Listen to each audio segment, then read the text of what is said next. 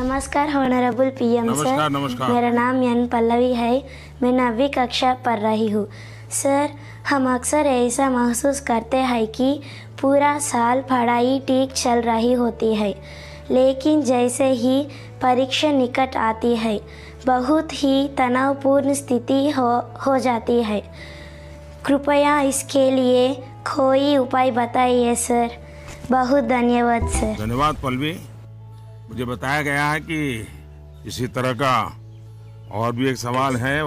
सादर अभिनंदन आदरणीय प्रधानमंत्री जी। मेरा नाम अर्पण पांडे है। मैं global Indian international school Kuala Lumpur Malaysia में 12वीं कक्षा का छात्र हूँ। मैं आपसे अपनी भावी भविष्य की सफलता हेतु एक प्रश्न के उत्तर की आकांक्षा करता हूँ और आशा करता हूँ कि आप इसमें मेरा मार्गदर्शन करेंगे। मेरा प्रश्न है, परीक्षा की तैयारी के दौरान हमारे मन में आने वाले भय और तनाव से हम कैसे उभरे? कि क्या होगा अगर अच्छे अंक और अच्छा कॉलेज मिलेगा या नहीं? धन्यवाद। पल्लवी, अर्पण, देखिए, आप जब ये फियर की, डर की बात करते हैं तो मुझे भी डर लग जाता है। अरे ऐसी कौन सी बात है जिसके लिए डरना चाहिए? क्या पहली बार एग्जाम देने जा रहे हो क्या पहले कभी एग्जाम दी नहीं? क्या आपको मालूम नहीं था कि मार्च महीने, अप्रैल महीने में एग्जाम आती है? सब पता है, पहले से पता है, साल भर पहले से पता है। अचानक तो नहीं आया है। और जो अचानक नहीं आया है, कोई आसमान नहीं टूट पड़ा है। इसका मतलब हुआ कि आपको डर एग्जाम का नहीं है, आपको डर किसी और का है। और वो क्या है? आपके आसपास एक माहौल बना दिया गया है कि यही एग्जाम सब कुछ है, यही जिंदगी है। और इसके लिए पूरा सामाजिक वातावरण, कभी कभी स्कूल का वातावरण भी, कभी कभी माँ बाप भी, कभी अपने रिश्तेदार भी एक ऐसा माहौल बना देते हैं, ऐसी चर्चा करते हैं कि जैसे कोई बहुत बड़ी घटना से आपको गुजरना है, बहुत बड़े संकट से गुजरना है।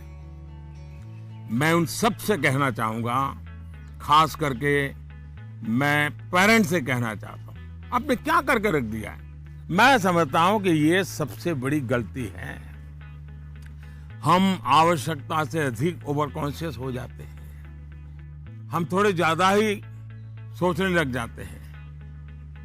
और इसलिए मैं समझता हूं कि जिंदगी में ये कोई आखिरी मुकाम नहीं है।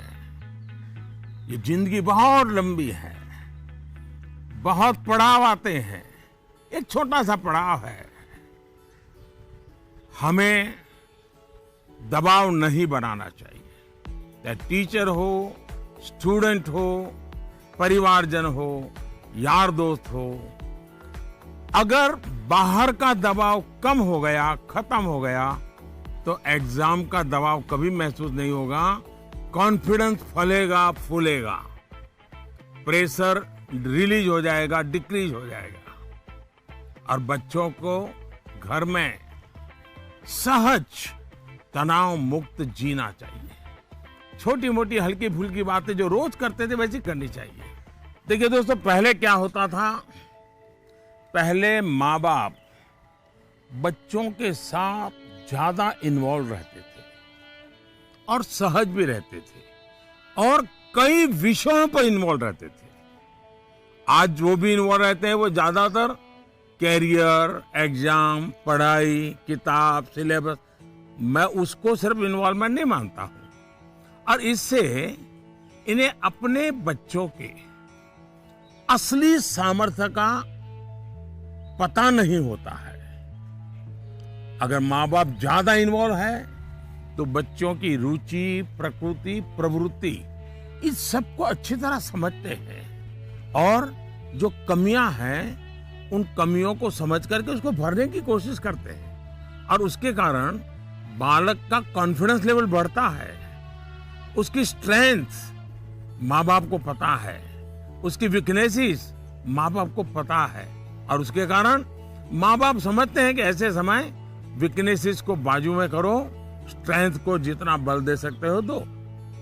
लेकिन आज कुछ माँ बाप इतने व्यस्त हैं कि उन्हें बच्चों के साथ रियल सेंस में इन्वॉल्व होने का समय ही नहीं मिलता। इसका परिणाम क्या होता है? आज बच्चे के सामर्थ्य का पता लगाने के लिए पेरेंट्स को एग्जाम के रिजल्ट का शीट देखना पड़ता है और इसलिए बच्चों का आकलन भी बच्चों के रिजल्ट तक ही सीमित हो गया है। मार्क्स के परे भी बच्चे में कई ऐसी चीजें होती हैं जिन्हें पेरेंट्स मार्क ही नहीं कर पाते हैं। साथियों, हमारे यहाँ एग्जाम के लिए एक शब्द है कसौटी। मतलब खुद को कसना है। ऐसा नहीं है एग्जाम आखिरी मौका है, बल्कि एग्जाम तो एक प्रकार से एक लंबी जिंदगी जीने के लिए अपने आप को कसने का उत्तम अवसर है, एक अपॉर्चुनिटी है। समस्या तब होती है जब हम एग्जाम को ही जैसे जीवन के सपनों का अंत मान लेते हैं, जीवन मरण का प्रश्न बना देते हैं।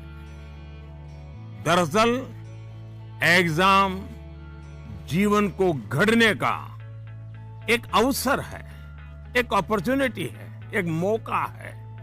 उसे उसी रूप में लेना चाहिए।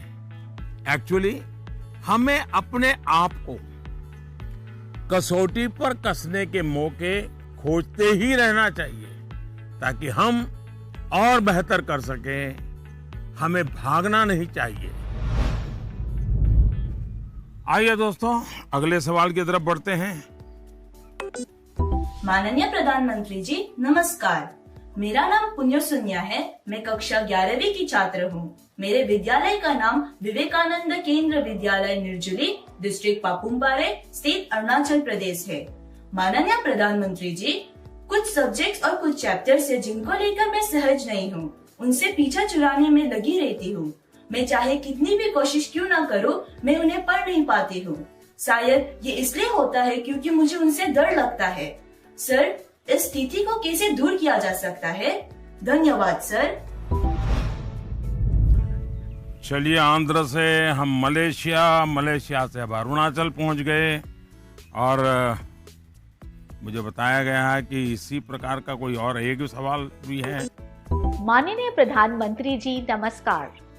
मेरा नाम विनीता गर्ग है और मैं SRDAV पब्लिक स्कूल में 25 वर्ष से कार्यरत हूँ।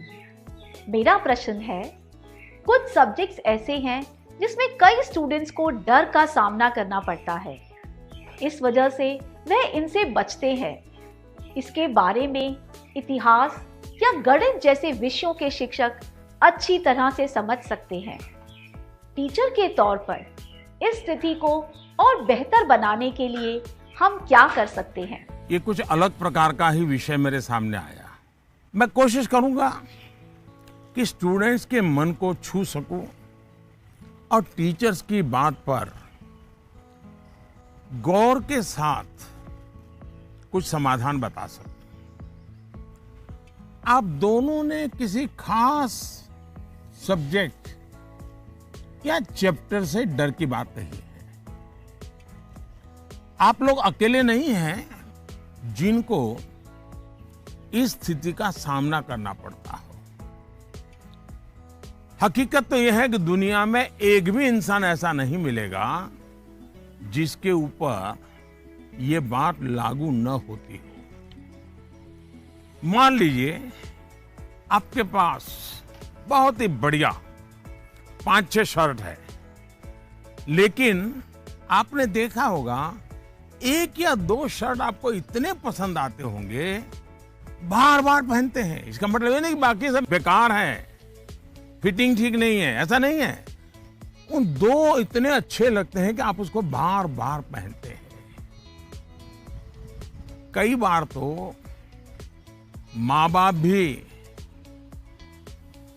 इन चीजों के लिए गुस्सा करते हैं कि कितनी बार इसको पहनोगे, अभी 2 दिन पहले तो पहना था।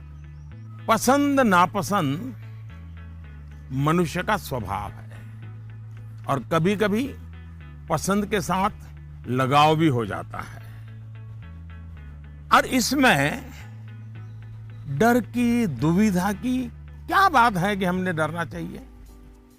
दरअसल होता क्या है, जब आपको कुछ चीजें ज्यादा अच्छी लगने लगती हैं तो उनके साथ आप बहुत कंफर्ट हो जाते हैं, बहुत कंफर्टेबल लगता है, सहज हो जाते हैं। लेकिन जिन चीजों के साथ आप सहज नहीं होते, उनके तनाव में आपकी 80% एनर्जी आप उसी में लगा देते हैं।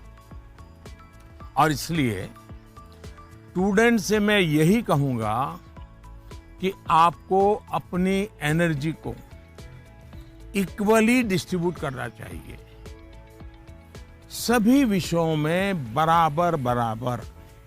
आपके पास पढ़ाई के लिए 2 घंटे हैं तो उन घंटों में हर सब्जेक्ट को समान भाव से पढ़िए। अपने समय को इक्वल डिस्ट्रीब्यूट करिए। साथियों, आपने देखा होगा टीचर्स, माता पिता हमें सिखाते हैं कि जो सरल है वो पहले करें। ये आम तौर पर ये कहा जाता है और एग्जाम में तो खास तौर पर बार बार कहा जाता है कि जो सरल उसको पहले करो भाई, जब टाइम बचेगा तब वो कठिन है उसको हाथ लगाना। लेकिन पढ़ाई को लेकर मैं समझता हूं ये सलाह आवश्यक नहीं है और उपयोगी भी नहीं है। मैं जरा इन चीज को अलग नजरिए से देखता हूं। मैं कहता हूं जबकि पढ़ाई की बात हो तो कठिन जो है उसको पहले लीजिए। आपका माइंड फ्रेश है, आप खुद फ्रेश हैं, उसको अटेंड करने का प्रयास कीजिए। जब कठिन को अटेंड करेंगे तो सरल तो और भी आसान हो जाएगा।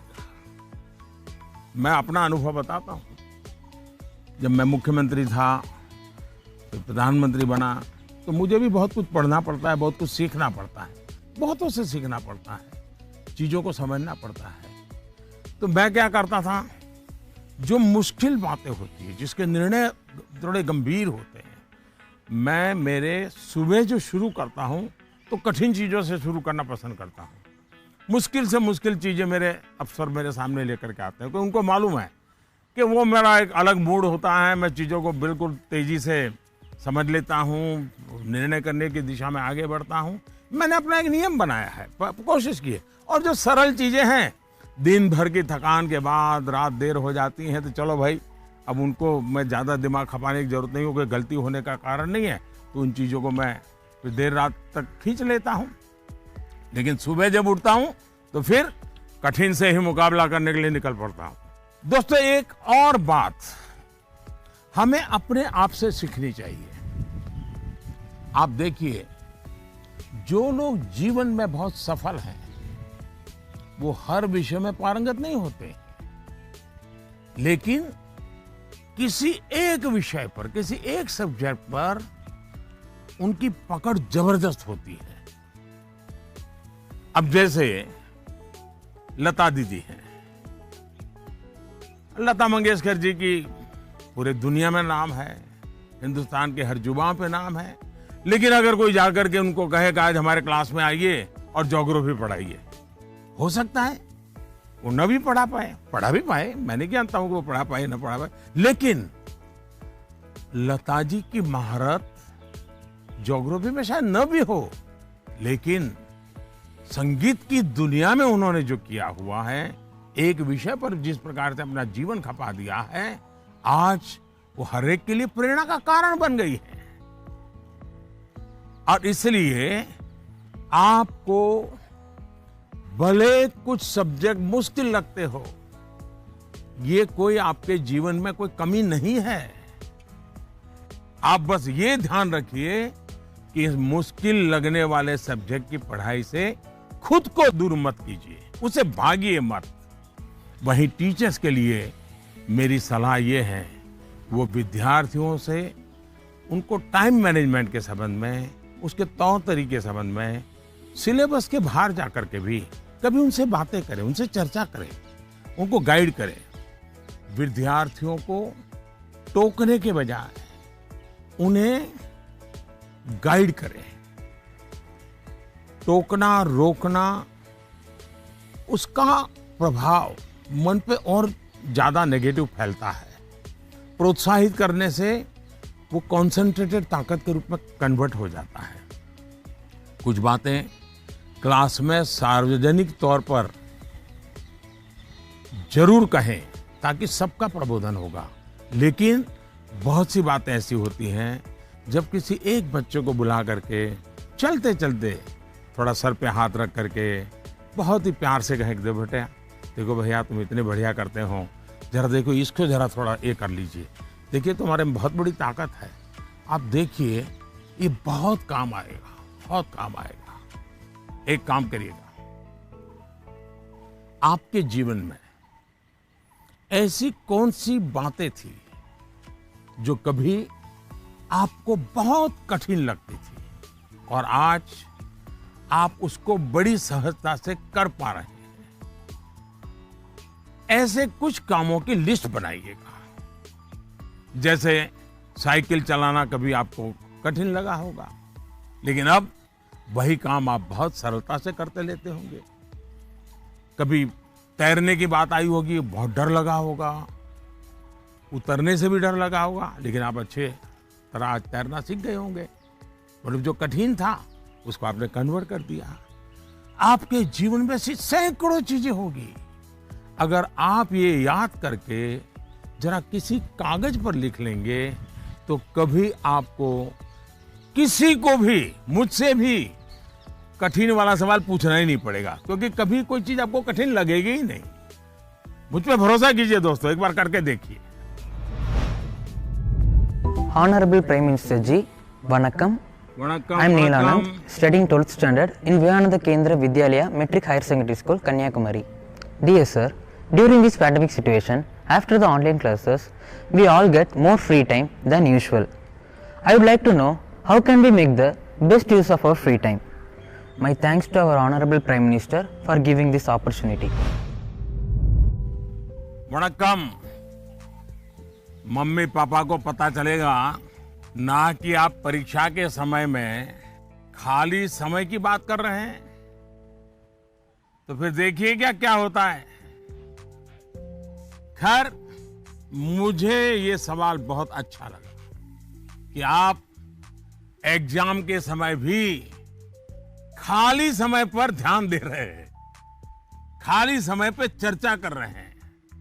देखिए दोस्तों, खाली समय, इसको खाली मत समझिए, ये खजाना है, खजाना। खाली समय एक सौभाग्य है, खाली समय एक अवसर है। आपकी दिनचर्या में खाली समय के पल होने ही चाहिए, वरना तो जिंदगी एक रोबोट जैसी हो जाती है। दरअसल खाली समय दो तरह के हो सकते हैं। एक जो आपको सुबह से ही पता है कि आज आप 3 से 4 बजे तक फ्री हैं, या आने वाले रविवार को आप आधा दिन फ्री हैं, या आप 4 तारीख को छुट्टी है, आप दोपहर तक आपके पास कोई काम नहीं, आपको पता है। लेकिन दूसरा वो जिसका पता आपको लास्ट मोमेंट में चलता है। अगर आपको पहले से ही पता है कि मेरे पास खाली समय है, तो आप अपने पेरेंट्स या अपने बहन भाई से कह सकते हैं कि मैं आपकी हेल्प करूंगा। आपको क्या काम करना है, आप क्या कर रहे हैं, मैं क्या हेल्प कर सकता हूं। दूसरा, आप सोचें कि ऐसी कौन सी चीजें हैं जो आपको खुशी देती हैं। थोड़ा भारी भरकम शब्द है स्वांतः सुखाय, जिसमें से आपको सुख मिलता है, आपको आनंद मिलता है, आपके मन को बहलाती हैं। आप ऐसा भी कुछ कर सकते हैं। अब आपने मुझे पूछा है तो मैं भी सोचता हूं कि मैं क्या करना पसंद करता हूं। मैंने अपनी दिनचर्या में ऑब्जर्व किया है कि अगर मुझे थोड़ा सा भी खाली समय मिल जाए और अगर झूला है तो मेरा मन करता है कुछ पल में झूले पर जरूर बैठूं। बहुत थकान है और 5 मिनट का भी समय मिल गया या फिर मैं कोई काम भी कर रहा हूं तो अपने खाली समय में झूले पर बैठकर, पता नहीं क्या कारण है लेकिन मेरा मन प्रफुल्लित हो जाता है। जब आप खाली समय अर्न करते हैं तो आपको उसकी सबसे ज्यादा वैल्यू पता चलती है। इसलिए आपकी लाइफ ऐसी होनी चाहिए कि जब आप खाली समय अर्न करें तो आपको असीम आनंद दें। यहां यह भी ध्यान रखने की जरूरत है कि खाली समय में किन चीजों से बचना चाहिए, नहीं तो वही चीज सारा समय खा जाएगी, पता भी नहीं चलेगा और अंत में रिफ्रेश रिलैक्स होने के बजाय आप तंग आ जाएंगे, थकान महसूस करने लगेंगे। एक और मुझे लगता है कि खाली समय में हमें अपनी क्यूरियोसिटी, जिज्ञासा बढ़ाने की और ऐसी कौन सी चीजें हम कर सकते हैं जो शायद बहुत प्रोडक्टिव हो जाएगी। आपकी माँ या पिता अगर खाना बना रहे हैं उसे ऑब्जर्व कीजिए, नई नई चीजों में अंदर जाने का, कुछ नया जानने का। इसका इम्पैक्ट सीधा सीधा दिखाई नहीं देता है पर जीवन में इसका बहुत बड़ा गहरा प्रभाव होता है। फ्री टाइम का एक और बेस्ट यूज हो सकता है कि आप कुछ गतिविधियों से अपने आप को जोड़ें जिसमें आप को एक्सप्रेस कर पाए, आपकी यूनिकनेस को बाहर ले आ सके, जिसमें आप अपनी इंडिविजुअलिटी से जुड़ सके। ऐसा करने के बहुत से तरीके हैं और आप भी ऐसे बहुत से तरीके जानते हैं। स्पोर्ट्स हैं, म्यूजिक है, राइटिंग है, पेंटिंग है, स्टोरी राइटिंग है। आप बहुत कुछ कर सकते हैं। अपने थॉट्स को, इमोशंस को एक्सप्रेस करने का एक क्रिएटिव तरीका दीजिए, अवसर दीजिए। नॉलेज का दायरा कई बार वहीं तक सीमित होता है जो आपको उपलब्ध है, जो आपके आसपास है, लेकिन क्रिएटिविटी का दायरा नॉलेज से भी बहुत दूर तक आपको ले जाता है, बहुत विस्तार के फलक पर ले जाता है।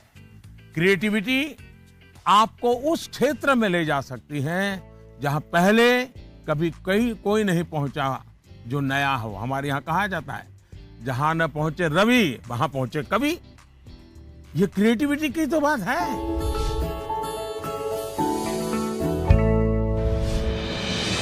With the world's largest COVID vaccination drive, India is leading the way. As the vaccine reaches every corner of the nation, do not forget the mantra, Dawai bhi, Kadai bhi. Let's continue our fight against COVID-19.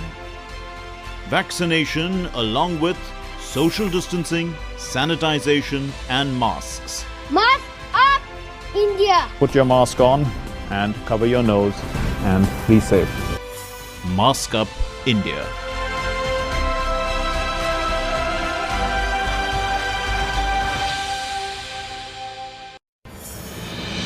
दवाई भी कड़ाई भी का मंत्र लिए vaccination की चल रही है लहर, गांव-गांव, शहर-शहर। लेकिन जब इतना किया है सब्र तो थोड़े और समय रखें कोरोना पर कड़ी नजर। ना छोड़ें 2 गज दूरी, सैनिटाइजेशन और मास्क की सावधान डगर।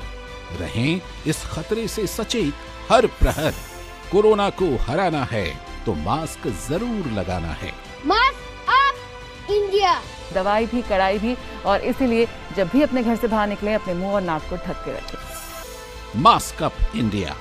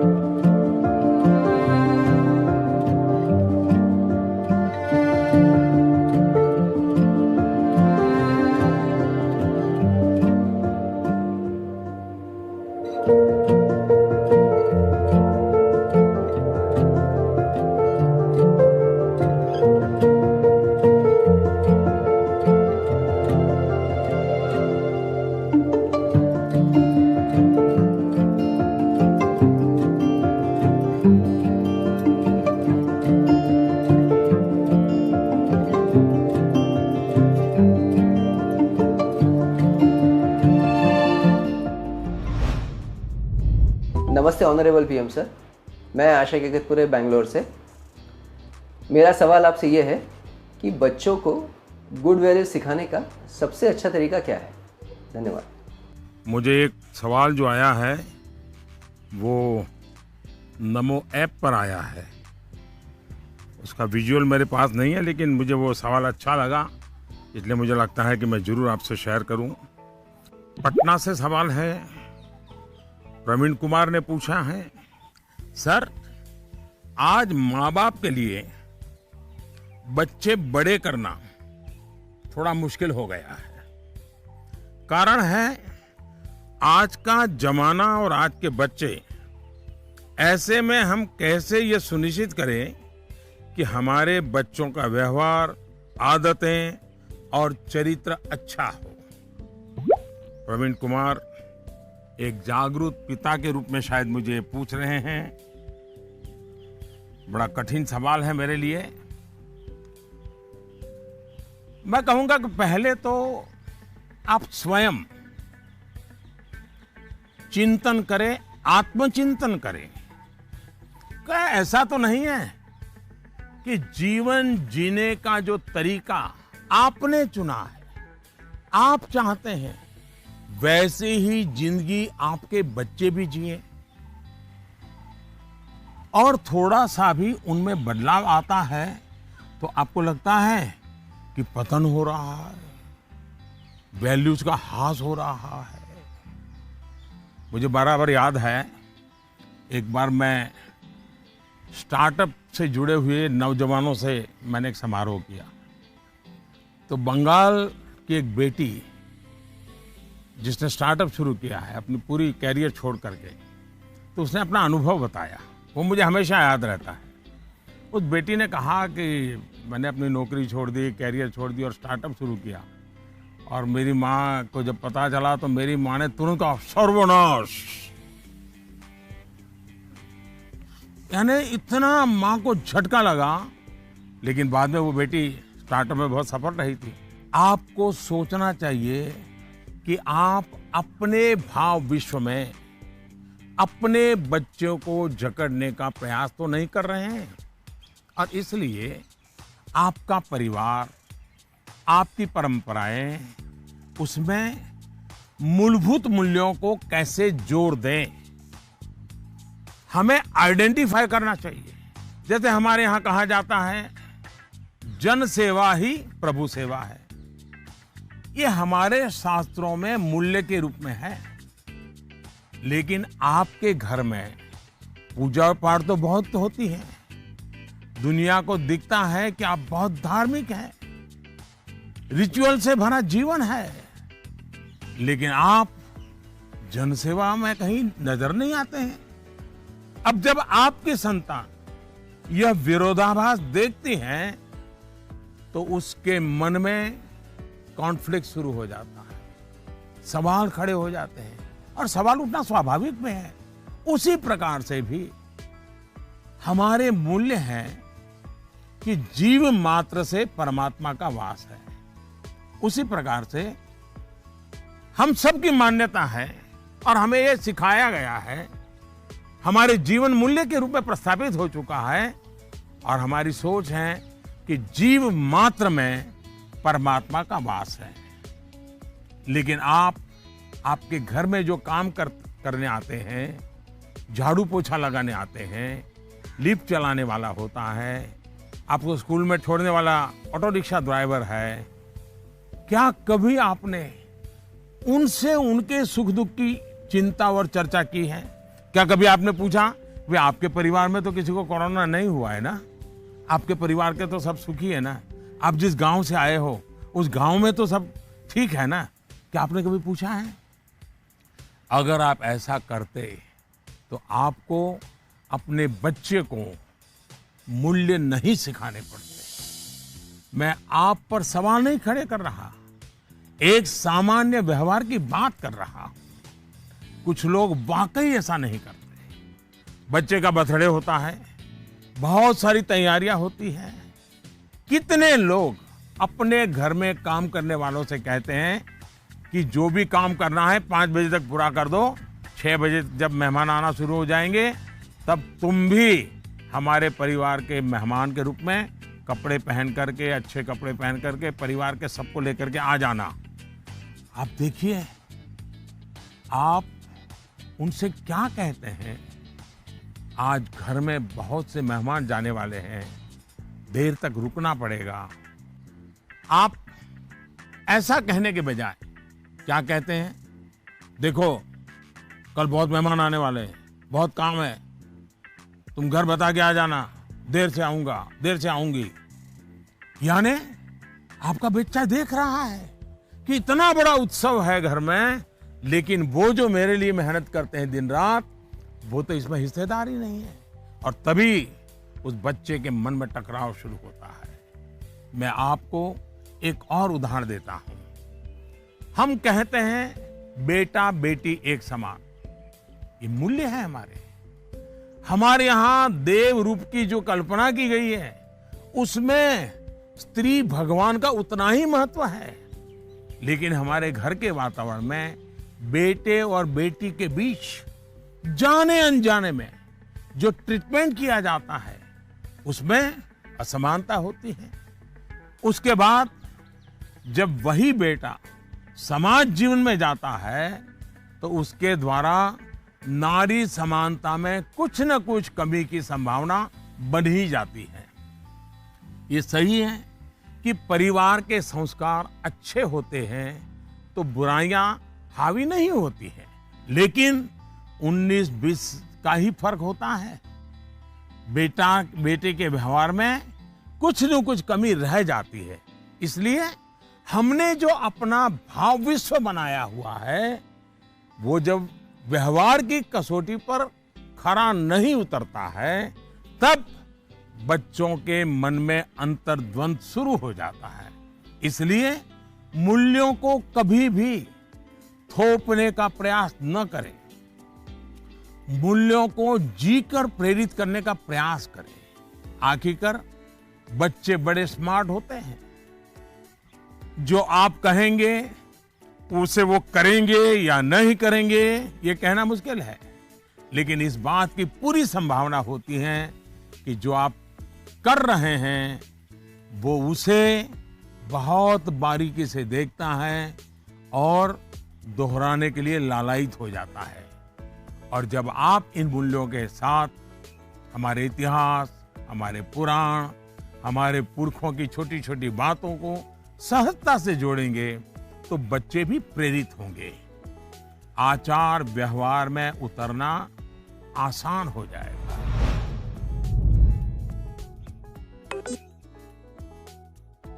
नमस्कार सर, मैं प्रतिभा गुप्ता, कुंदन विद्या मंदिर लुधियाना से। सर, मेरा आपसे सवाल ये है कि हमें हमेशा काम करवाने के लिए बच्चों के पीछे भागना पड़ता है, तो हम कैसे उन्हें सेल्फ मोटिवेटेड बना सकते हैं ताकि वे अपनी चीजें खुद करें? धन्यवाद। आप बुरा न माने तो मैं जरा इस विषय में आपसे अलग राय रखता हूं। मुझे लगता है कि बच्चों के पीछे इसलिए भागना पड़ता है क्योंकि उनकी रफ्तार हमसे ज्यादा है। ये बात सही है कि बच्चों को सिखाने की, बताने की, संस्कार देने की जिम्मेदारी परिवार के सबकी है। लेकिन कई बार बड़े होने के बावजूद हमें भी तो जरा मूल्यांकन करना चाहिए। हम एक सांचा तैयार कर देते हैं और बच्चे को उसमें ढालने की कोशिश करते रहते हैं और समस्या यहीं से शुरू होती है। हम इसे सोशल स्टेटस का सिंबल बना देते हैं। अक्सर माता पिता अपने मन में कुछ लक्ष्य तैयार कर लेते हैं, कुछ पैरामीटर बना लेते हैं और कुछ सपने भी पाल लेते हैं। फिर अपने उन सपनों और लक्ष्यों को पूरा करने का बोझ बच्चों पर डाल देते हैं। हम अपने लक्ष्यों के लिए बच्चों को जाने अनजाने में, माफ करना मुझे, मेरा शब्द कहीं कठोर लगेगा, जाने अनजाने में हम बच्चों को इंस्ट्रूमेंट मानने लगते हैं। और जब बच्चों को उस दिशा में खींचने में विफल हो जाते हैं तो ये कहने लगते हैं कि बच्चों में मोटिवेशन और इंस्पिरेशन की कमी है। किसी को भी मोटिवेट करने का पहला पार्ट है ट्रेनिंग, प्रॉपर ट्रेनिंग। एक बार बच्चे का मन ट्रेन हो जाएगा तब उसके बाद मोटिवेशन का समय शुरू होगा। ट्रेनिंग के कई माध्यम, कई तरीके हो सकते हैं। अच्छी किताब, अच्छी मूवीज, अच्छी कहानियां, अच्छी कविताएं, अच्छे मुहावरे या अच्छा अनुभव, ये सब एक प्रकार से ट्रेनिंग के ही टूल्स हैं।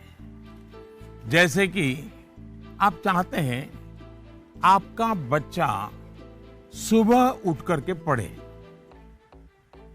आप उसे कहते हैं, बोलते भी हैं, डांटते भी हैं, लेकिन आपको सफलता नहीं मिलती। लेकिन क्या आपके घर में कभी ऐसी किताबों की चर्चा होती है जिसमें इनडायरेक्टली सुबह उठने के फायदों की चर्चा हो? हमारे यहाँ आध्यात्मिक जीवन के लोग ब्रह्म मुहूर्त से ही उनका दिवस प्रारंभ हो जाता है और वो उसी के नॉर्म्स का पालन करते हैं। तो दूसरी ओर आजकल 5 AM क्लब की भी चर्चा होती है। क्या आपने ऐसी किसी किताब की घर में चर्चा की है या कोई ऐसी मूवी या डॉक्यूमेंट्री देखी है जिसमें इस बारे में वैज्ञानिक तरीके से, तर्कबद्ध तरीके से, इमोशंस के साथ बातें बताई गई हो? ये एक बार करके देखिए। सुबह उठने के लिए बच्चे की ट्रेनिंग खुद ही हो जाएगी। एक बार मन ट्रेन हो गया, मन में बच्चा समझ गया कि सुबह उठने का क्या फायदा है, तो फिर वो खुद मोटिवेट होने लगेगा। यही तो एनवायरनमेंट क्रिएशन होता है जिसकी घर में सबसे ज्यादा जरूरत है। आप बच्चे के बचपन का वो समय याद करिए जब आप उसको गोद में लेते थे। मान लीजिए आपकी जेब में पेन है या आपने चश्मा पहना है, बच्चा उसे खींचता है, चश्मा उतारता है, तो आप क्या करते हैं? आप बच्चे को अगर चश्मा वापस लेने की कोशिश करते हैं तो वो रोता है, पेन वापस लेने की कोशिश करते हैं तो रोता है। तो समझदार माँ बाप क्या करते हैं? उसको एक बड़ा बॉल उसके सामने खड़ा कर देते हैं, लेकर के खड़े हो जाते हैं। बच्चा क्या करता है? चश्मे छोड़ देता है, पेन छोड़ता है, बड़ा बॉल खेलने के लिए ले लेता है, न रोता है। आसानी से आप सॉल्यूशन निकाल देते हैं। आप उसका माइंड डाइवर्ट करके उसे ज्यादा पसंद की दूसरी पॉजिटिविटी देकर उसे मोटिवेट करते थे। ये जो काम आपने पहले किया है, जब बच्चा बिल्कुल छोटा था, वही काम आप अब भी कर सकते हैं। आपने सुना होगा, एक दीप से जले दूसरा। आपका बच्चा पर प्रकाशित नहीं होना चाहिए। आपका बच्चा स्वयं प्रकाशित होना चाहिए। बच्चों के अंदर जो प्रकाश आप देखना चाहते हैं, वो प्रकाश उनके भीतर से प्रकाशमान होना चाहिए, और वो आपके जागरूक सक्रिय प्रयासों से संभव है। आप अपने एक्शंस में जो बदलाव दिखाएंगे, वो बच्चे बहुत बारीकी से ऑब्जर्व करेंगे। यहां एक और बात की ओर मैं आपका ध्यान दिलाऊंगा। बच्चों को कभी भी भय पैदा करके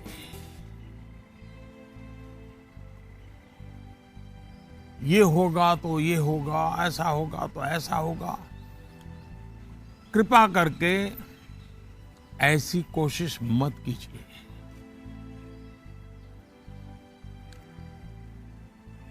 एक प्रकार से वो तरीका लगता तो बहुत आसान है, लेकिन इससे एक तरह से नेगेटिव मोटिवेशन की संभावनाएं बढ़ जाती है। जैसे ही आपने जो हवा खड़ा किया है वो खत्म हो जाता है, बच्चे का मोटिवेशन भी खत्म हो जाता है। और इसलिए पॉजिटिव मोटिवेशन साथ साथ बार बार पॉजिटिव रीइंफोर्समेंट पर बल देते रहना चाहिए। मोटिवेशन का जो मंत्र बच्चों के लिए है, एक प्रकार से वो हम सबके लिए भी है, मनुष्य मात्र के लिए है। Namaste Prime Minister sir, my name is Tanay and I am a student of Salmiya Indian Model School, Kuwait. Sir, I have a question to ask you that how to prepare ourselves for the battle of life. Thank you sir. NaMo app पर मसूरी उत्तराखंड श्रीमान अशरफ खान ने लिखा है, sir, हम सब जब अपने बड़े कजिन्स या दोस्तों से बात करते हैं तो वो कहते हैं कि अभी स्कूल में तो तुमने जीवन देखा ही कहाँ है, जीवन की असली कसौटी तो स्कूल से बाहर निकल करके होगी। मेरा सवाल यह है कि आज हम अपने आप को कल की चुनौतियों के लिए कैसे तैयार करें। तनय, आप तो कुवैत से मुझसे बात कर रहे हो, लेकिन तनय कभी किसी ने इस बात को मार्क किया है कि तुम्हारे जो आवाज है वो गॉड गिफ्टेड है? क्या कभी तुम्हारे माँ बाप ने, कभी आपके दोस्तों ने, कभी आपके टीचर्स ने कभी कहा है कि आपका ध्यान गया है? आज आपका सवाल सुनने के बाद, खैर रिकॉर्डेड है, लेकिन मैं पक्का मानता हूं कि आपको एक बहुत ही विशिष्ट प्रकार की आवाज परमात्मा ने दी है। कभी उस पर ध्यान दीजिए, ये आपकी बहुत बड़ी विरासत बन सकती है।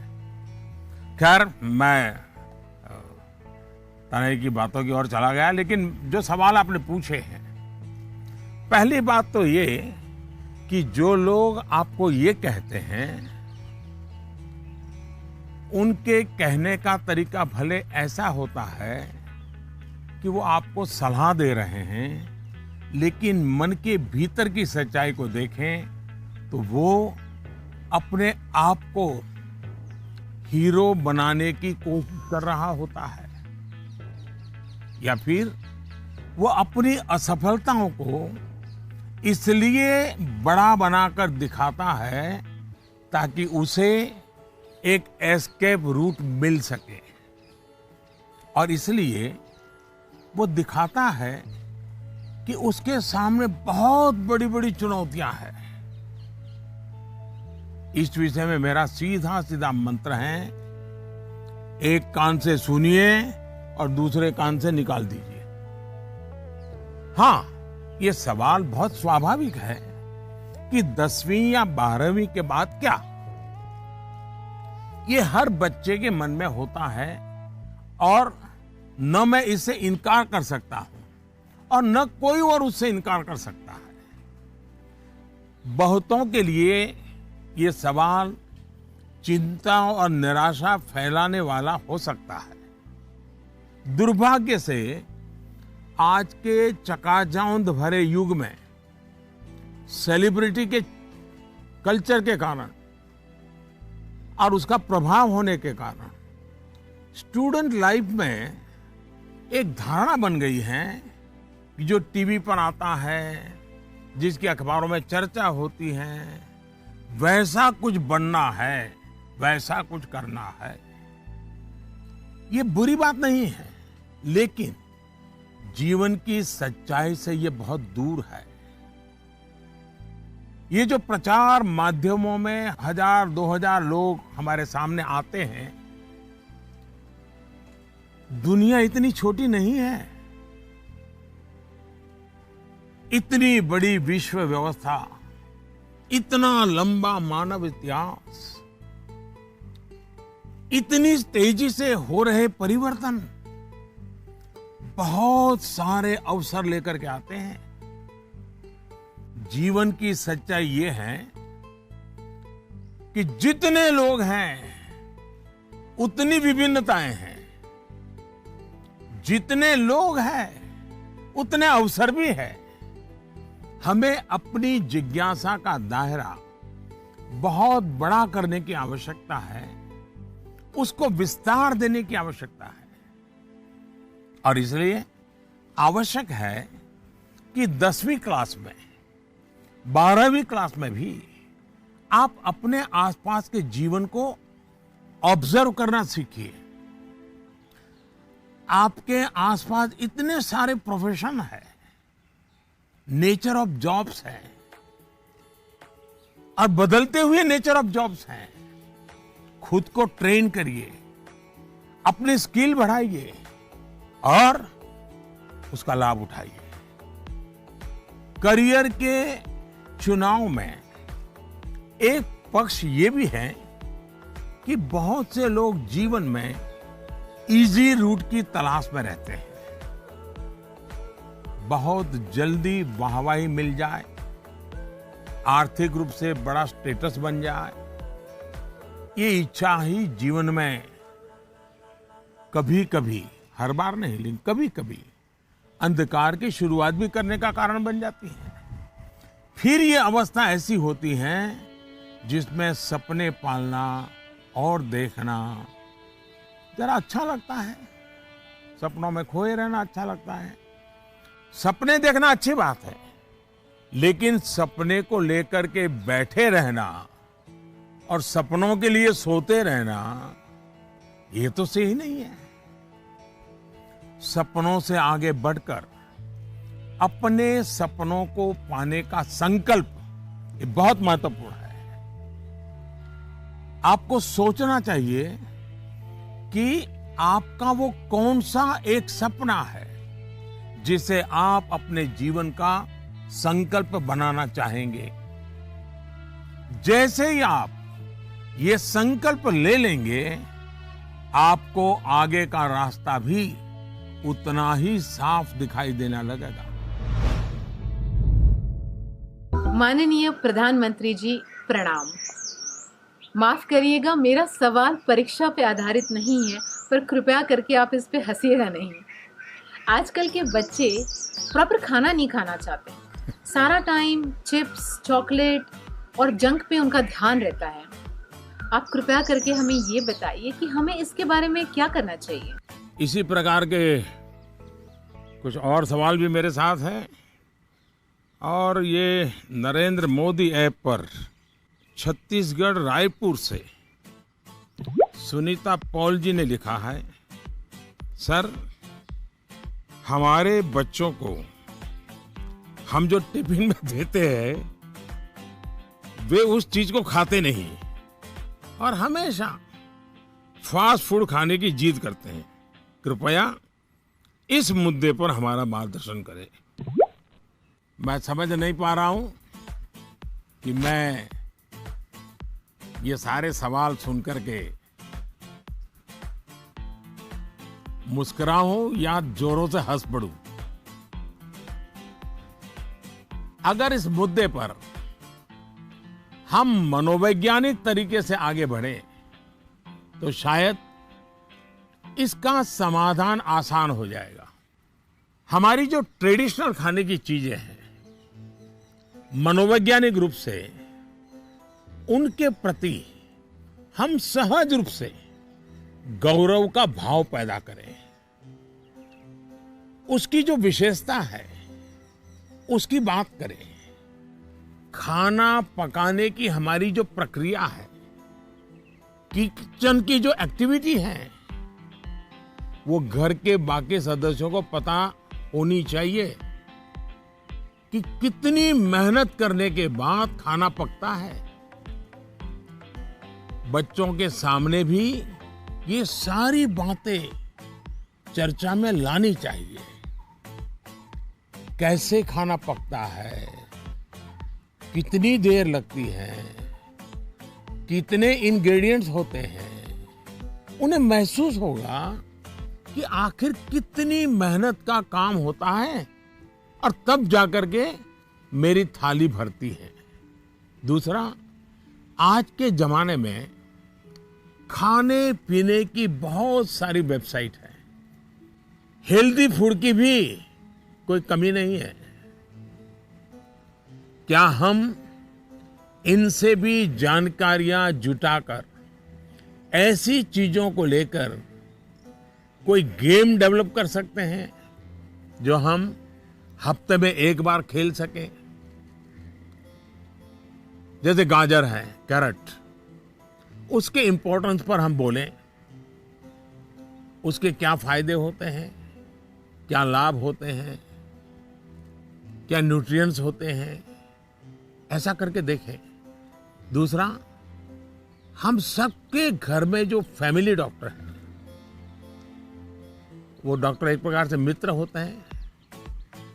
जब कभी उनका घर आना हो तो उनकी बातें पूरा परिवार सुने कि किस प्रकार के खाने का क्या महत्व है, न्यूट्रिएंट्स कहां से मिलते हैं, क्या खाना चाहिए, वो बता सकते हैं कि आपके घर में क्या प्रॉब्लम हेरिडिटरी है और उनसे बचने के लिए क्या खाना आवश्यक है। इससे भी बच्चों को फायदा होगा। तीसरा, आप टीचर से रिक्वेस्ट कर सकते हैं कि आप बच्चों में ये क्या आपको तकलीफ हो रही है, खास करके खाने के विषय में, टीचर को समझाइए, टीचर को विश्वास में लीजिए। अब देखिए, टीचर बड़ी कुशलता से कथा कहते कहते, बात करते करते, हंसी मजाक में उसके दिमाग में भर देगा कि ये क्यों करना चाहिए। और टीचर के कहने का बच्चों पर अलग ही असर होता है। हमें भी कुछ कुछ नए एक्सपेरिमेंट करते रहना चाहिए। मैंने काफी ऐसे उदाहरण देखे हैं जहां परिवार में ट्रेडिशनल खाना ही बच्चों को मॉडर्न रंग रूप में बनाकर दिया जाता है, तो उससे बच्चों में भी उसको लेकर एक स्वाभाविक आकर्षण पैदा होता है। खैर, ये मेरे सिलेबस के बाहर का विषय है, लेकिन हो सकता है शायद मेरी कुछ बातें काम आ जाए आपको।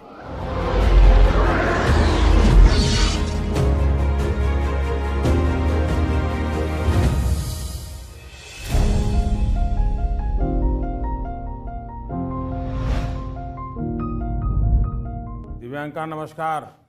दिव्यांका क्या पढ़ती हो? जी सर, मैं कॉमर्स की छात्रा हूँ। और पुष्कर की ही रहने वाली हो? जी सर। तो पुष्कर की कोई पवित्र चीज का मुझे वर्णन करोगी? क्या है पुष्कर की विशेषता? पुष्कर में एकमात्र ब्रह्मा मंदिर है हाँ। और जो पुष्कर राज है वह 68 तीर्थों का गुरु है। अच्छा, ब्रह्मा का क्या रोल रहा है? जी, उन्होंने पृथ्वी को क्रिएट किया है। अच्छा बताइए दिव्यांका, क्या सवाल था आपके मन में? सर, मेरे कुछ मित्र ऐसे हैं जिनकी मेमोरी एवरेज है। वे किसी भी विषय को कितना भी पढ़ ले, वे परीक्षा में उसे याद नहीं रख पाते हैं। सर, वे ऐसा क्या करें कि वे उस विषय को याद रख सके?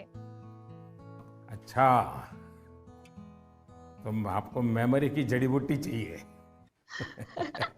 जी सर। देखिए दिव्यांका, आप सबसे पहले अपनी डिक्शनरी से इस शब्द को डिलीट कर दीजिए। आप सोचिए ही नहीं कि आपके पास याद करने की शक्ति नहीं है। अगर आप खुद से जुड़ी कुछ घटनाओं को देखें तो आपको पता चलेगा कि वास्तव में आपको बहुत सारी चीजें याद रहती हैं। जैसे आपकी मदर टंग, क्या मदर टंग आपने किसी को बहुत ग्रामर के साथ पढ़ाया था क्या, सिखाया था क्या? नहीं सर। आपको याद होगा? नहीं, नहीं, नहीं। क्या स्कूल में आपने सीखी या किताब में कहीं भी नहीं? हाँ, ये सब सुन करके सीख ली। तो यही वो चीजें हैं, जरा सोचिए कि आपको जो पसंद है, क्या इन चीजों को याद रखने के लिए आपने कभी कोशिश की थी? वो बातें जिनसे आप पूरी तरह जुड़ गए हैं, मग्न हो गए हैं, वो बातें जो आपका हिस्सा बन गई हैं, आपके विचार प्रवाह का हिस्सा बन गई हैं, उन्हें आप कभी नहीं भूलते हैं। दूसरे शब्दों में कहूं तो ये मेमोराइज नहीं है, एक्चुअली ये इंटरनलाइज है। और इंटरनलाइज करना यही इसका एक अच्छा रास्ता है। और इसलिए आपको याद करने पर जोर देने के बजाय आपको उसे जीने की कोशिश करनी चाहिए। सहजता, सरलता, समग्रता के साथ आपके पास भी वही सारी शक्तियां हैं जो किसी बहुत टैलेंटेड व्यक्ति के पास होती है। सोचिए, अपने भाई या बहन के साथ अगर आपका झगड़ा हुआ हो तो वो आपको एकदम याद रहता है, आप उसे भूलते नहीं हैं। यहां तक कि आपको यह भी याद रहता होगा कि उस समय आपने, आपके भाई बहन ने कौन से कपड़े पहने थे, आप खड़े खड़े लड़ रहे थे कि दौड़ते हुए लड़ रहे थे, सब याद होगा, एक एक वाक्य याद होगा। जी सर। यानी इसका एक मतलब यह है कि आप उसमें फुली इन्वॉल्व थे, आप उस क्षण को पूरी तरह जी रहे थे। साफ है कि चीजें याद रहे, प्रॉपरली रिकॉल कर सके, उसके लिए आप जिस क्षण में हैं उस क्षण में ही रहना और उसमें पूरी तरह से इन्वॉल्व रहना बहुत जरूरी है। यानी हम पढ़ाई कर रहे हैं, किताब हाथ में है और मन है खेल के मैदान में, सहेलियों के साथ, दोस्तों के साथ, फिर तो मामला गड़बड़ हो जाता है। आगे जाकर आप में से कोई विद्यार्थी अगर साइकोलॉजी पढ़ेगा तो उसमें मेमोरी बाय एसोसिएशन का कंसेप्ट विस्तार से समझाया जाएगा। आप याद कीजिए कि स्कूलों में सुबह असेंबली में राष्ट्रगान होता है। अब जन गण मन हर कोई गाता है, लेकिन क्या कभी आपने जनगण मन गाते समय आपने उस राष्ट्रगान के साथ देश में ट्रैवल किया क्या?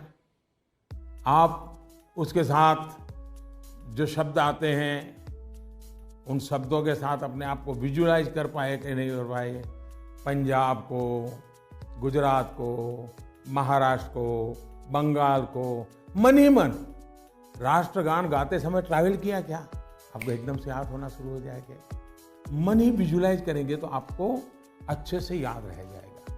इसका तो एक फायदा और होगा, आप इस देश के साथ भी एकाकार होते चले जाएंगे। यानी इन्वॉल्व, इंटरनलाइज, एसोसिएट और विजुलाइज। मेमोरी को शार्प करने के लिए इस फॉर्मूले पर आप चल सकते हैं। मैं आपको एक और उदाहरण देता हूं। आपके पास नोटबुक्स होती हैं, अलग अलग विषयों की किताबें होती हैं। आप जब भी घर से निकले, ये तय करके निकले कि बैग में इतने नंबर पर इस विषय की नोटबुक होगी और इतने नंबर पर इस विषय की किताब होगी। चौथे नंबर पे हो सकती है, तीसरी पर हो जाए। और आपने अगर 3 नंबर पर हिस्ट्री की किताब रखी है, 5 नंबर पर भूगोल की किताब रखी है, तो जब भी आप हिस्ट्री की किताब निकालने जाएं तो बिल्कुल आंख बंद करके 3 नंबर की किताब निकालते हैं आप। देखिएगा आपका कॉन्फिडेंस लेवल कितना बढ़ जाएगा। चलिए, मुझे अच्छा लगा, आपसे बात करने का मौका मिला और मैं राजस्थान के लोगों को भी और पुष्कर की पवित्र धरती को भी आज यहाँ से नमन करता हूँ। बहुत बहुत धन्यवाद।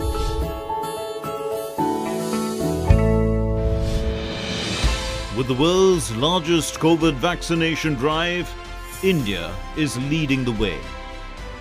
As the vaccine reaches every corner of the nation, do not forget the mantra, Dawai bhi, Kadai bhi. Let's continue our fight against COVID-19. Vaccination along with social distancing, sanitization and masks. Mask up, India! Put your mask on and cover your nose and be safe. Mask up, India.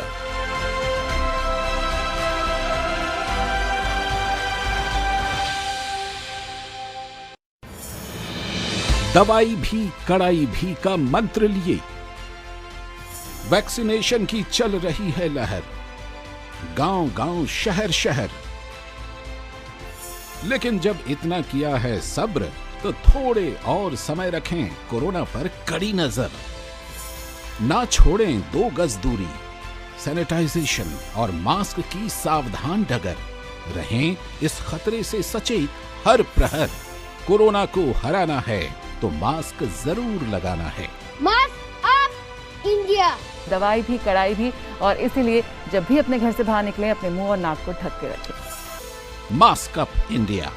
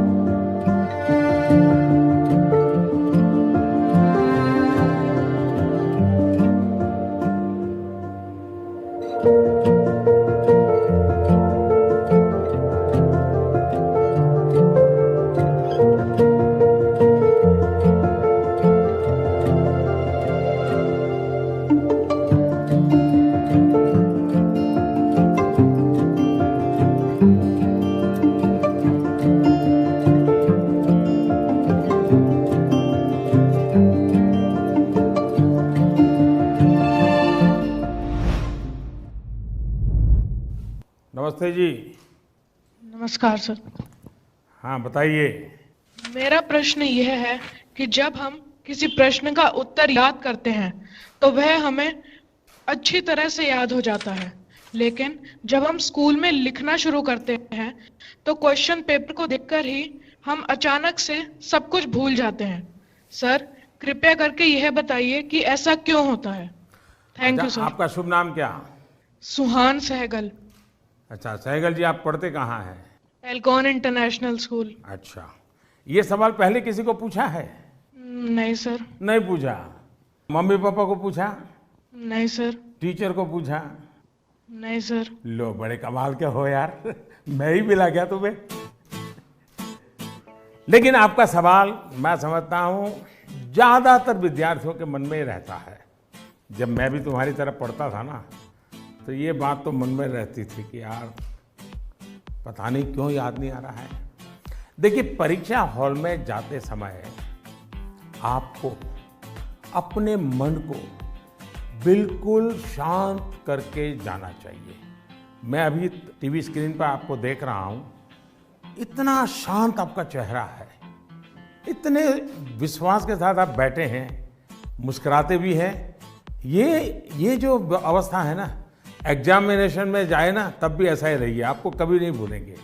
आपका मन अशांत रहेगा, चिंता में रहेगा, आप घबराए हुए रहेंगे, तो इस बात की संभावना बहुत ज़्यादा होगी कि जैसे ही आप क्वेश्चन पेपर देखेंगे कुछ देर के लिए सब कुछ भूल जाएंगे।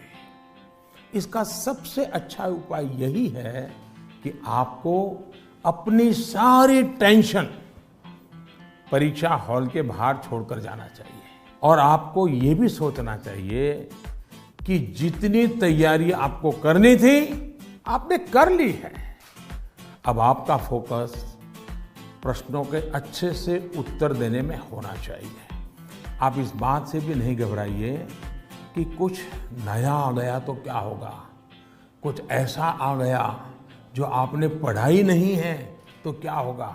और मैं सभी को कहूँगा, परीक्षा के तनाव को कम करने के लिए बिना टेंशन लिए परीक्षा देने के लिए बहुत सारी एक्टिविटीज, बहुत सारे उपाय आपको एग्जाम वॉरियर बुक में दिए गए हैं। और अभी भी एग्जाम वॉरियर बुक को एक मैंने नया एडिशन, इस मुझे कोरोना में थोड़ा समय मिल गया तो मैंने इसको थोड़ा इम्प्रूवमेंट भी किया है, कुछ एडिशन भी किया है। इस बार इसमें बच्चों के लिए ही मंत्र नहीं है, बल्कि मैंने पेरेंट्स के लिए भी काफ़ी कुछ लिखा है। कई सारी एक्टिविटीज नमो ऐप पर भी दी हुई है। आप इसमें पार्टिसिपेंट करके अपने मित्रों के साथ शेयर भी कर सकते हैं। और मुझे विश्वास है, थोड़ा सा प्रयास कीजिए, मन में से निकल जाएगा और आपको पक्का फायदा होगा। और आपके साथियों, और मैं आपसे चाहूँगा कि आपको जब भी फायदा हो तो मुझे लिख करके दीजिए।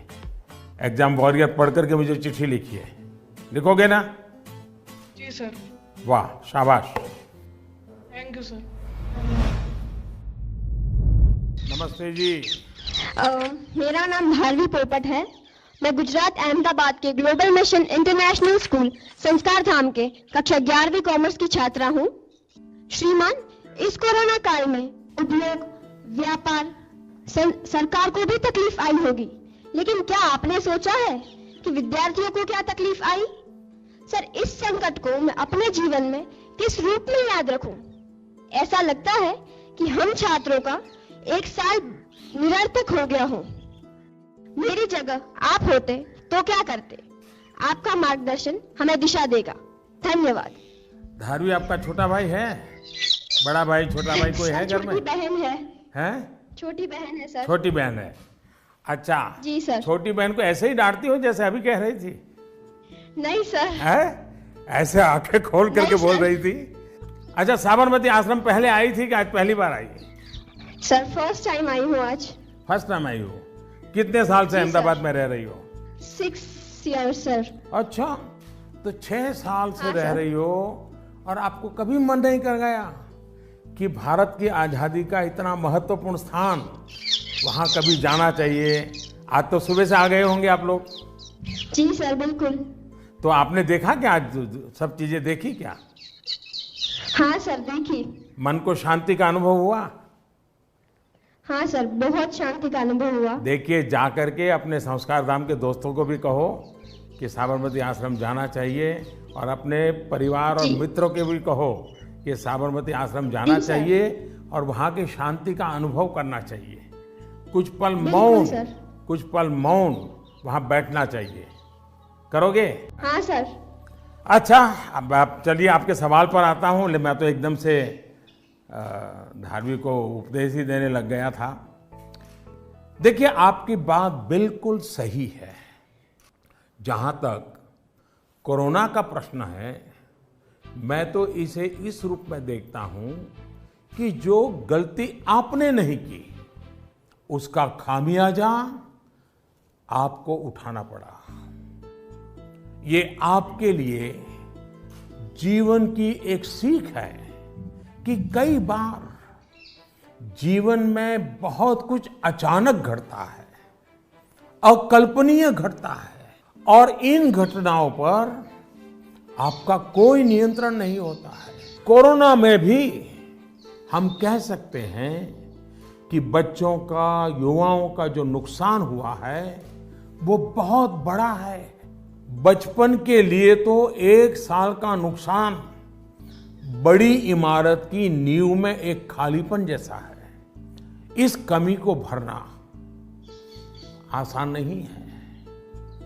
स्कूल एज मतलब हंसना, खेलना, मिट्टी में खेलना, मिट्टी उछालना, गर्मी, सर्दी, बरसात, हर चीज का आनंद दोस्तों के साथ, क्लासरूम में, टीचर के साथ गप्पे मारना, बातें करना, घर की छोटी सी भी घटना चारों दौर एकदम से बता देना, उनके बीच रहना, ये सब जीवन की विकास यात्रा के लिए बहुत अनिवार्य होता है। इन सब चीजों से आप सहज ही कितना कुछ सीख सकते हैं। आपको भी लगता ही होगा, कोरोना काल के पहले का समय आप याद करते होंगे तो सोचते होंगे कि कितना कुछ मिस किया है।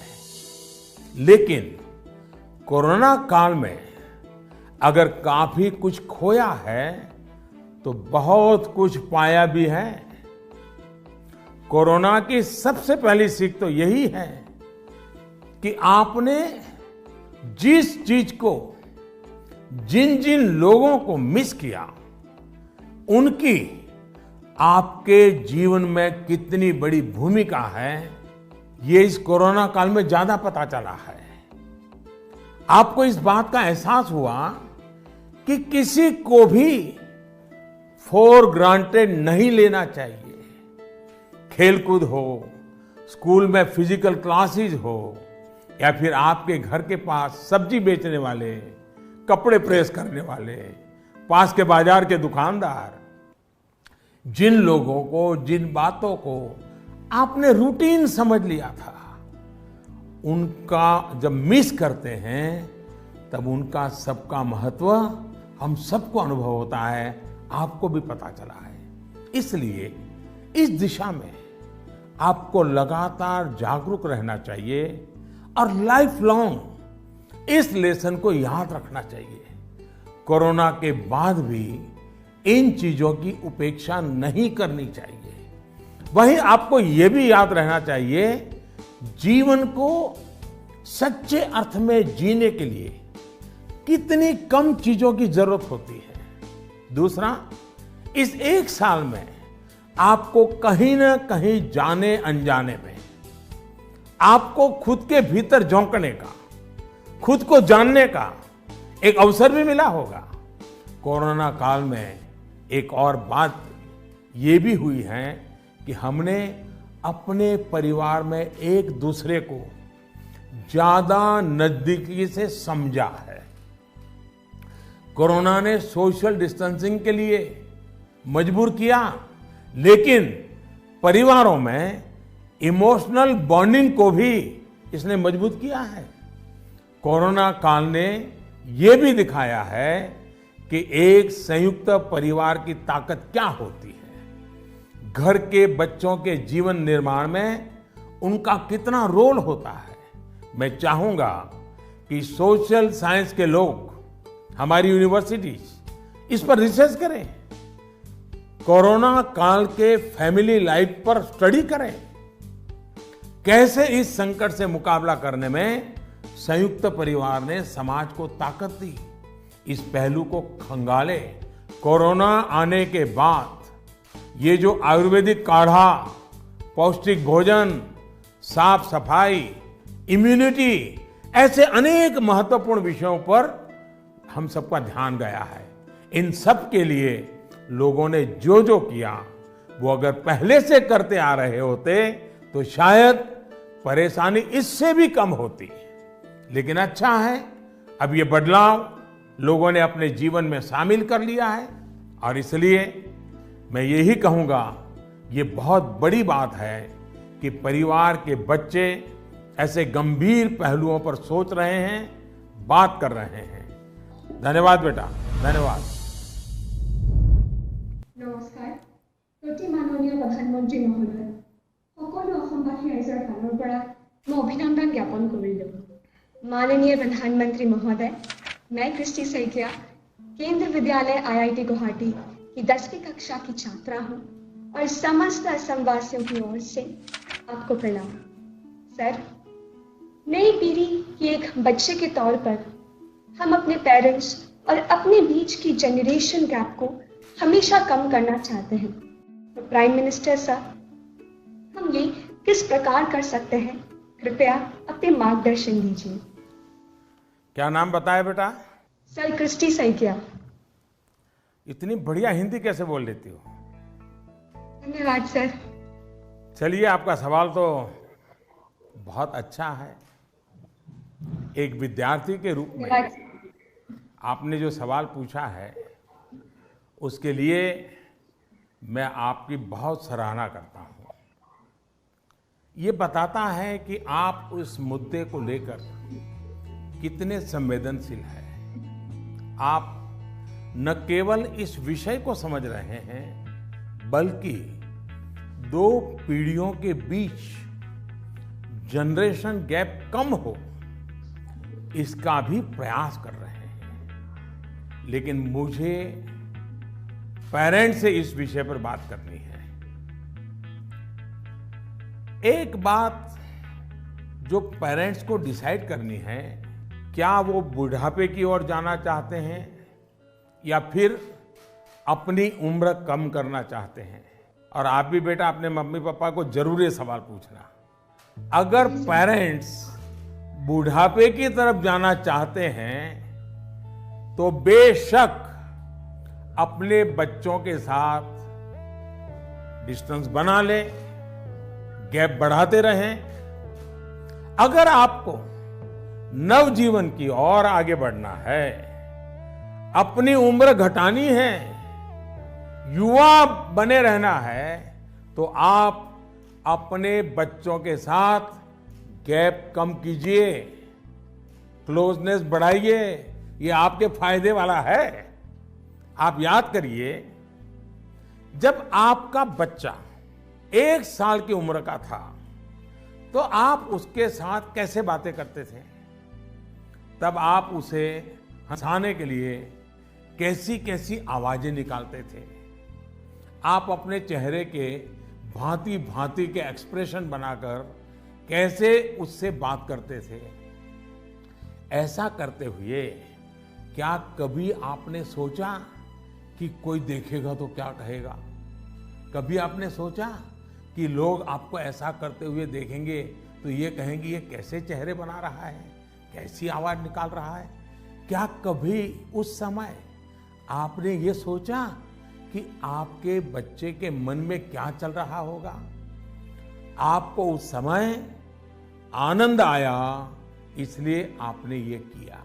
आपने किसी की परवाह नहीं की। यानी आप सब कुछ छोड़कर खुद एक बच्चे बन गए। बच्चे से खेलने के लिए आप खुद खिलौना बन गए और बच्चे के खिलौनों से भी उतना ही चाव से खेले।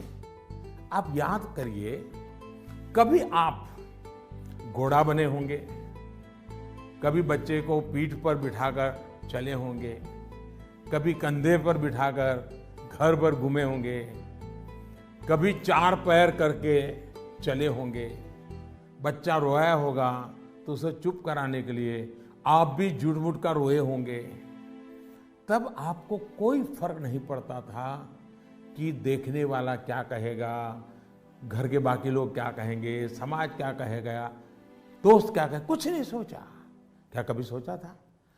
आप उसका आनंद लेते हैं और ऐसा बच्चे के 5-6 साल की उम्र तक चलता रहता है। जैसे ही बच्चा थोड़ा बड़ा होता है तो एक लेवल पर मेंटेलिटी ऐसी हो जाती है कि माँ बाप बच्चे को डोमिनेट करना चाहते हैं, बच्चे को हर चीज सिखाना चाहते हैं। अचानक जो दोस्त थे वो दोस्त न रहकर बच्चे के इंस्ट्रक्टर बन जाते हैं और कभी कभी इंस्पेक्टर भी बन जाते हैं। साथियों, बच्चा जब बाहर की दुनिया में पैर रखता है तो बहुत सी बातें ऑब्जर्व करता है। घर में जो देखा था उससे कुछ ज्यादा, कुछ अलग, कुछ नया वो देखने लगता है।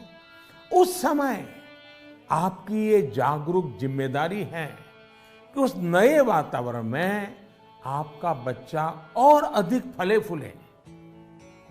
और इसका उत्तम तरीका है कि आप उसके मन से जुड़े, उसके मन से ही करें और उसकी हर बात को इमोशनली अटैच होकर के सुने।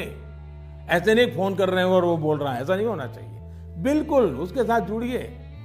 आपको जो पसंद नहीं, अगर वो काम आपका बच्चा करके आया है तो उसको डांटिए मत, टोकिए मत, बस सुनते रहिए। सुनते समय उसको लगना चाहिए कि आप उसको कितना प्यार करते हैं। हाँ, लेकिन जो चीज अच्छी नहीं है उसको मन में रजिस्टर करके रखिए। और ये ग्रोइंग एज के बच्चों के लिए करना बहुत जरूरी होता है। आप जितना हो सके उसकी बात सुनिए, उसकी बात समझिए। आप इंस्ट्रक्टर बनकर उसे सुबह से शाम तक क्या करना है ये मत समझाइए। बार बार ये मत पूछिए कि मैंने ये कहा था, क्या क्या किया। बस अपनी आंखें खुली रखिए, कान खुले रखिए, उस पर ध्यान रखिए।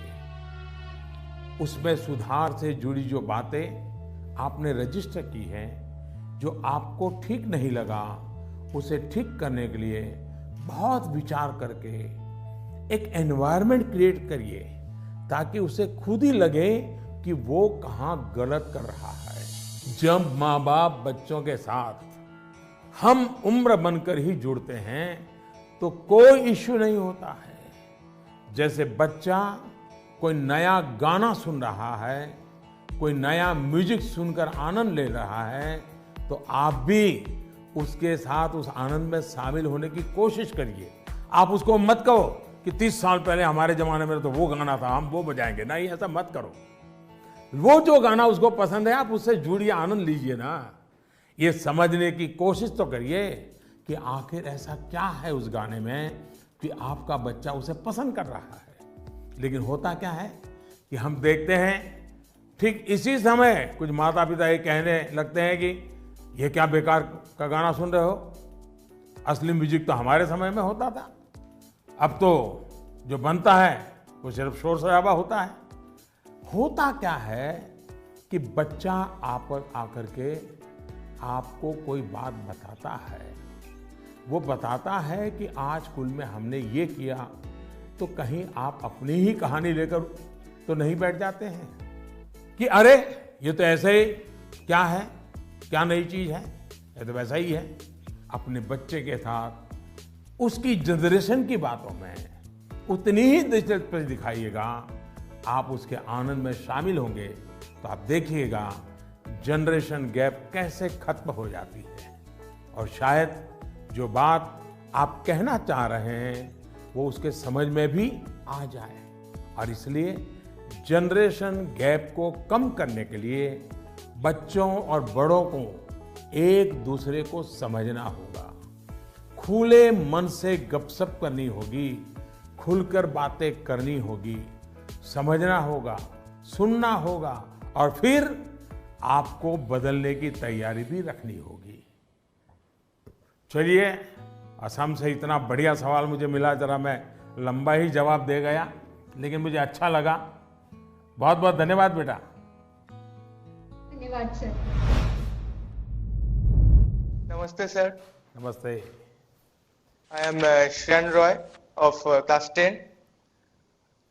I study in Central Model School, Barakpur, Kolkata. Sir, in the exam season, what scares us more is that what happens after exam. What will happen if our result does not come so good?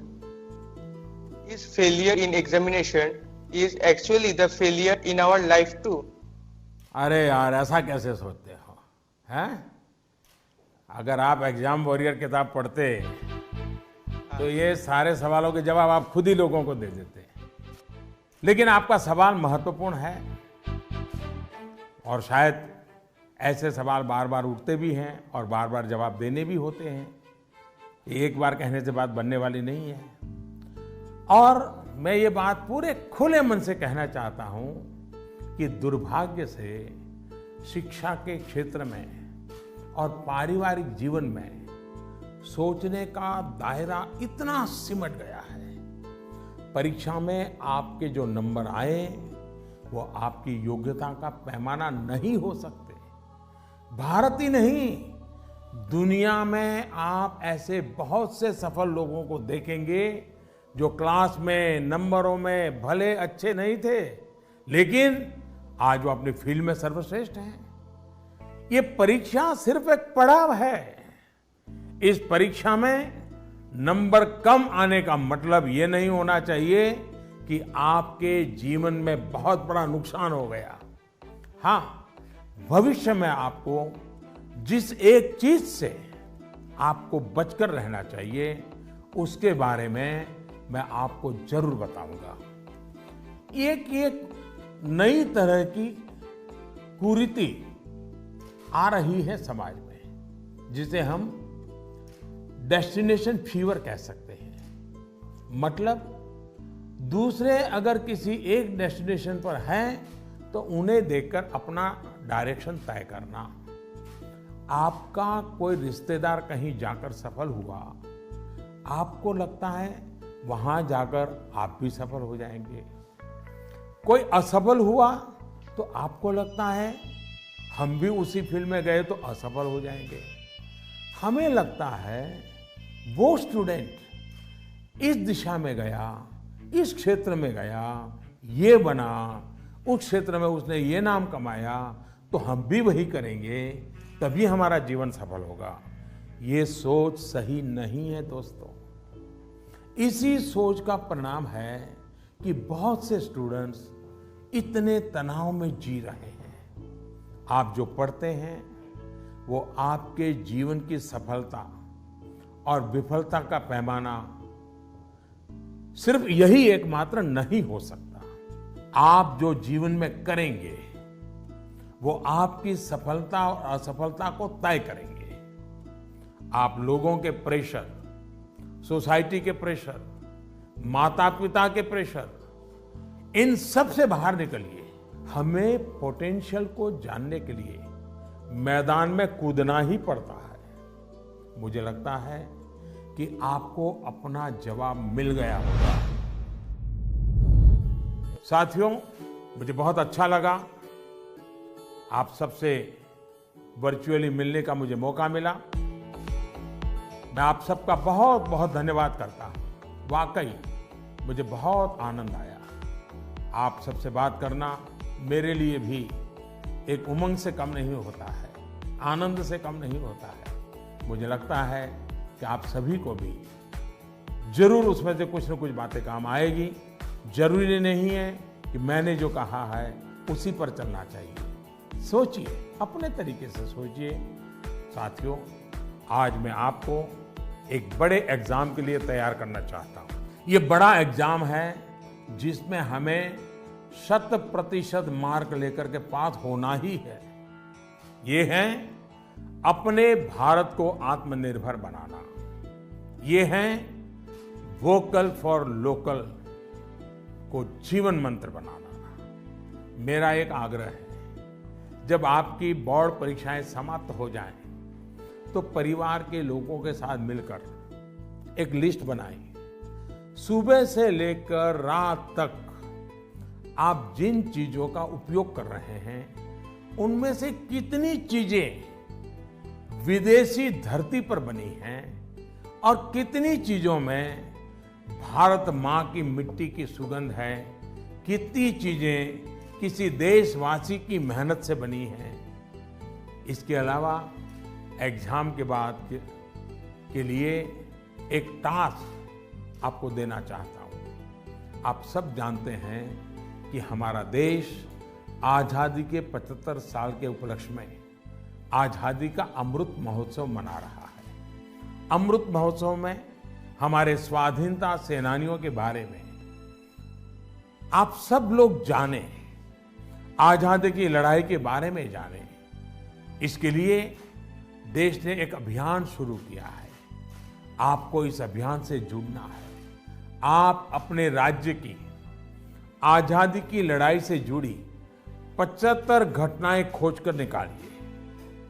ये किसी व्यक्ति के संघर्ष में जुड़ी हो सकती हैं, किसी क्रांतिवीर से जुड़ी हो सकती है। इन घटनाओं को आप अपनी मातृभाषा में विस्तार से लिखिए। इसके अलावा हिंदी, इंग्लिश में लिख सके तो भी अच्छा होगा।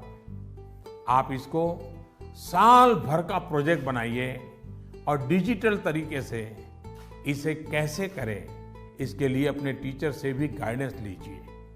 आप अपने टीचर से बात करिए, अपने पेरेंट्स से, दादा दादी से बात करिए। आप क्या कर सकते हैं, इस पर चर्चा करिए। साथियों, गुरुदेव रविंद्रनाथ टैगोर ने लिखा है, मैंने स्वप्न देखा कि जीवन आनंद है। मैं जागा और पाया कि जीवन सेवा है। मैंने सेवा की और पाया कि सेवा में ही आनंद है। आप खुद भी देखिए, जब हमारी इच्छाएं, हमारे लक्ष्य देश की सेवा से जुड़ जाते हैं, तो हम करोड़ों जीवनों से जुड़ जाते हैं। इसलिए बड़े सपने रखने हैं, देश के लिए सोचना है। मुझे पूरा भरोसा है आप ये एग्जाम बहुत अच्छे मार्क्स से पास करेंगे। उसके बाद जीवन में बहुत आगे जाएंगे। इसलिए खूब पढ़िए, खूब खेलिए, खूब मस्ती करिए। रिजल्ट के बाद मुझे अपने संदेश भी जरूर भेजिएगा, मुझे इंतजार रहेगा।